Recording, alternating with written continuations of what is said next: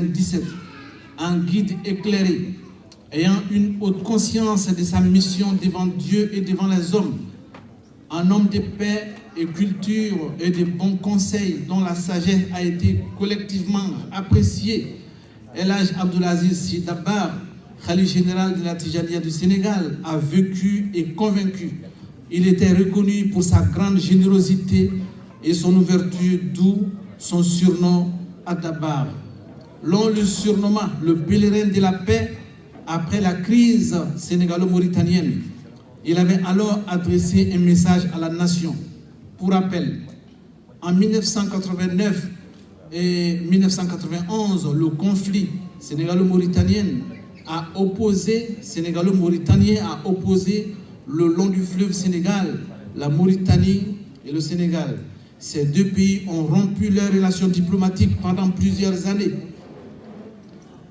Il y a eu des dizaines de milliers de victimes dans les deux pays, des milliers de réfugiés de part et d'autre, sans parler des répercussions non négligeables sur la politique intérieure sénégalaise.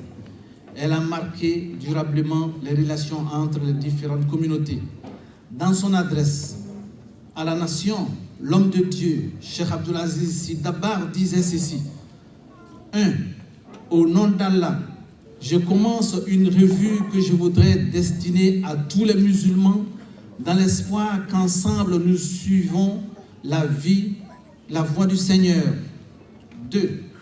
Car n'a-t-il pas dit à son fidèle ami, paix et salut sur lui, rappelle au Créateur, aux créatures, afin que Dieu serve les intelligents. 3.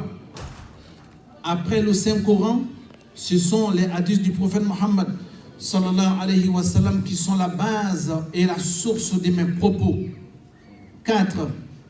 Pour le bonheur de toute la Oumma islamique, j'ai pris sur le prophète Mohammed sallallahu alayhi wa sallam et ses disciples une prière qui, auprès de Dieu, égale celle de ses 5 compagnons.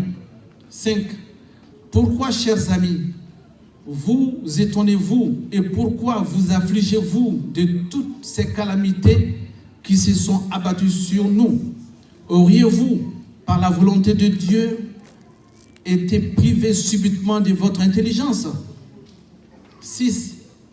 Ces crises successives, cette sécheresse dévastatrice, ces invasions des criquets, ces autres fléaux dont vous subissez les douloureux effets, ne disparaîtront, soyez-en sûrs, qu'après votre retour sincère vers Dieu, par un acte de recueillement, de pardon et de soumission. 7. Si vous le faites tous, vous verrez immanquablement, s'il plaît à Dieu, vos vœux s'accomplir, car sa miséricorde est infinie. 8. Abstenez-vous de toute comparaison avec vos autres frères. Écartez-vous de tout ce qui divise et oppose les gens. Au contraire, n'ayez pas de cesse d'unir ce qui est désuni, de réconcilier ce qui est opposé. Ne persistez pas dans l'adversité.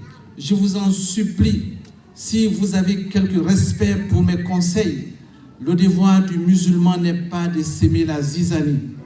9.